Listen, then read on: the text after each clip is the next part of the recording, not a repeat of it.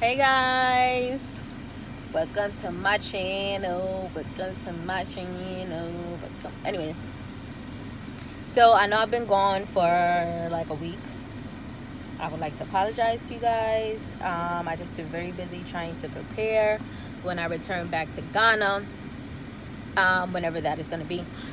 However, welcome to my new subscribers. Welcome back to my previous subscribers. Thank you guys for your continued support. I appreciate you all so much.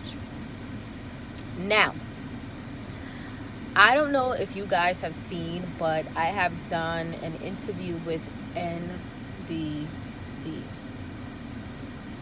Every time I see this video, every time I see the interview, I just, I can't believe that's me. Like, I literally was selling on my truck for like 3 weeks, where I'm not even fully established yet. However, God continues to bless me. He continues to show me that I don't need to worry.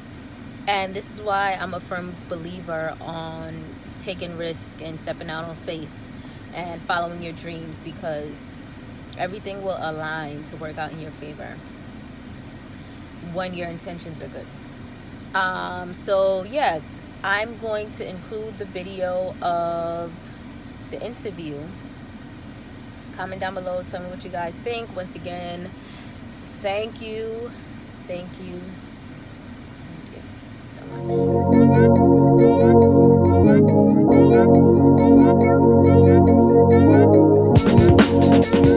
Now do the dance, stop and do the dance. I'm Dasia Gordon.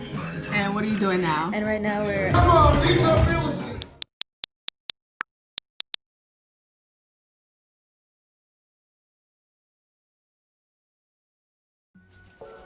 Dasia Gordon never thought she'd end up living in Africa.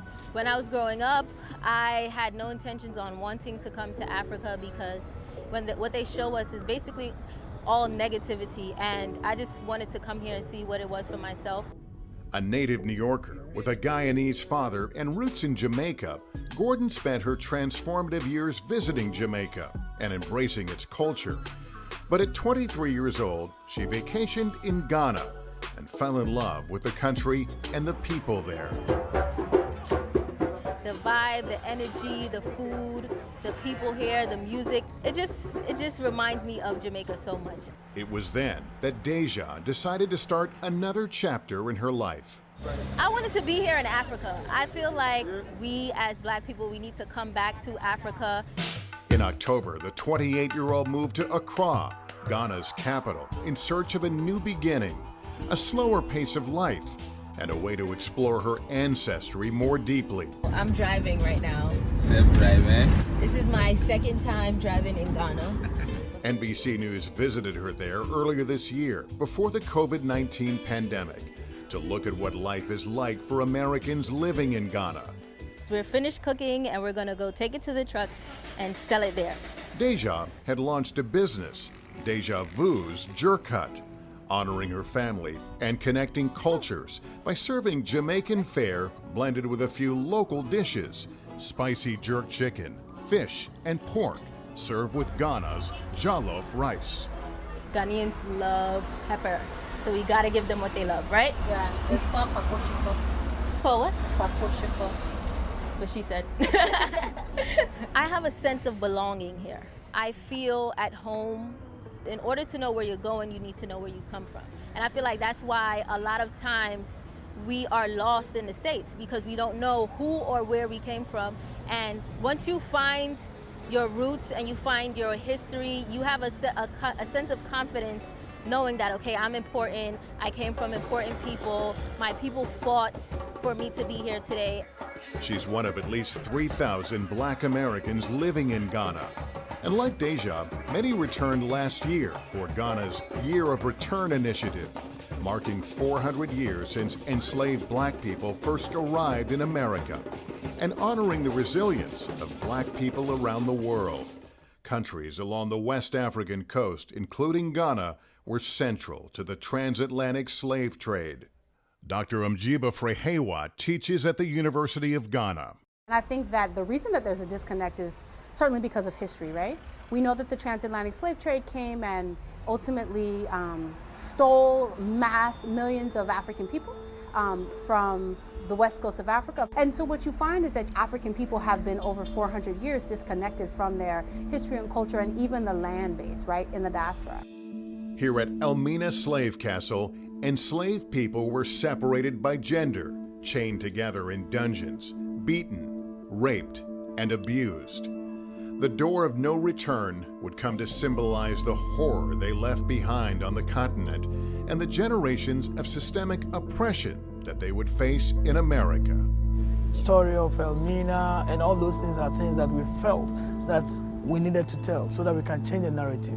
But then also to show that it's not all doom and gloom, that we survived, that we've been able to go through this, producing presidents, producing musical icons, fashion icons, scientists of repute. Everywhere you go, you realize that the African footprint is still there. And so we needed to celebrate it. Clap for yourself. Okay. Josh Fennenberl is a tour guide. He's lived in Ghana his whole life. I think the more they come in, the more the African continent expands, and the more the idea they have, they bring it onto the continent grows, and then that gap will be closed. It's a great time to be African, it's a great time to be black, it's a great time to promote who we are and believe that we are the only people who can push the culture forward. I mean, for me, it's Wakanda forever, and we're here for it. The year of return was fueled by influencers and celebrities, drawing people back to Africa to build connections and network in the backdrop of beaches, nightlife, music, and history. Diallo Sumbri served on the organizing committee. It's about building deeper ties with communities here and just getting a deeper knowledge of what that return actually means from a spiritual sense, from a business sense, from a social standpoint. Right now it's going really quite nice. This year, Ghana is expanding the initiative, going beyond the return by inviting black people around the world to invest socially and financially in the country and build relationships across borders. So are you going to connect?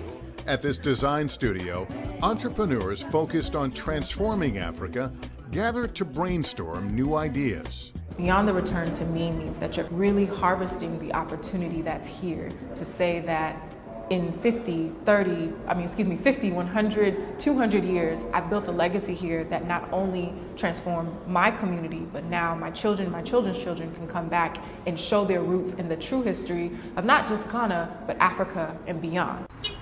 Ghana's officials are committed to continuing to foster those international connections. The country is making visa approval easier and granting citizenship through special programs. The government hopes to increase the annual number of tourists from 1 million to 8 million by 2027. Tourism officials say the money brought in goes directly into the local economy. We are saying that Ghana is a land of opportunity for the global African family, that there are so many opportunities in agriculture, in the real estate, in the creative arts. To the extent that we do get multinationals coming in, what I'm hoping will happen is that we can have that exchange around entrepreneurial values, which I see in Ghanaian youth already. What's up, brother? Thank you, man. I'm gonna come back and get one of those. NFL veteran Malcolm Jenkins says his 3 trips to Ghana shed a light on his own history.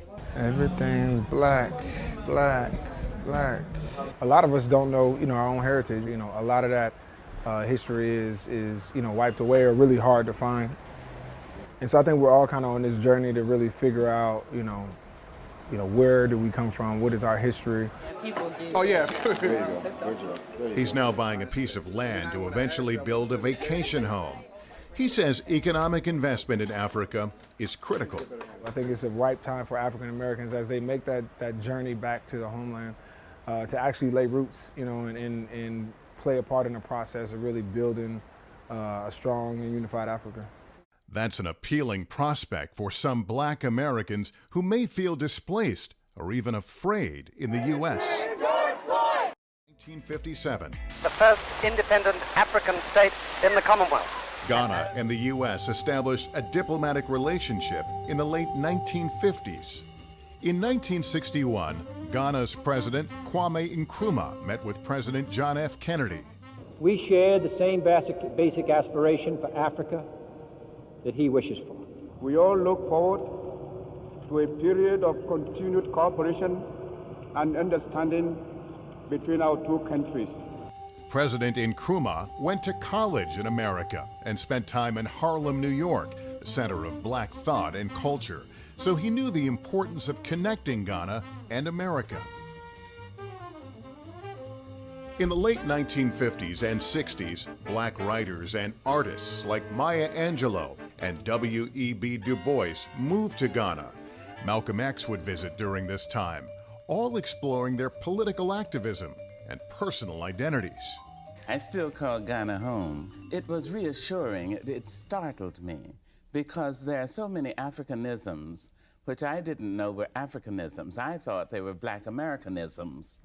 I think about my ancestors all the time, and I wonder how do they feel about me returning back home and coming back to Africa to start a business. For Deja, the transition hasn't been easy, and launching her business is still a work in progress. We just went inside, asked for pork. They just told us we don't have pork. Then they called us back in and asked us how many pieces of pork. Is this the shoulder? I wake up 6 o'clock in the morning, and around 8, I'll call the staff. They'll be at my place like around 10. We start cooking and prepping for the day. Finally. I'll hold it, you do it. She's had to find employees and train her staff on how to season jerk chicken her way. There's also the challenge of navigating where the truck is allowed to park. We come here, open up, and then we sit and wait for people to come. That's for him. But Deja says she would do it all again. It was definitely worth it. I'm so happy. I look forward to doing bigger and better things here in Ghana, and I hope that I influence many other African Americans to come here and find their roots. There are programs that hope to do that too. Birthright Africa takes teenagers and young adults to the continent, and some travel companies have curated experiences for Black millennials to visit. Many of whom are not only interested in travel, they now have the technology to trace their genealogy. But not everyone who moves to Ghana necessarily has ancestral roots connecting them to the country. Whether you have DNA roots to Ghana or not, it certainly can give you a complete picture of who you are as a human being, which then would help you as a Black person to figure out, how do I contribute to also, transforming humanity. The rice and chicken and the rice and pork. For Deja, it's only the beginning of what she says is already a successful transformation. That's great. My mouth is just like... Change and connections, offering hope and roots in another home.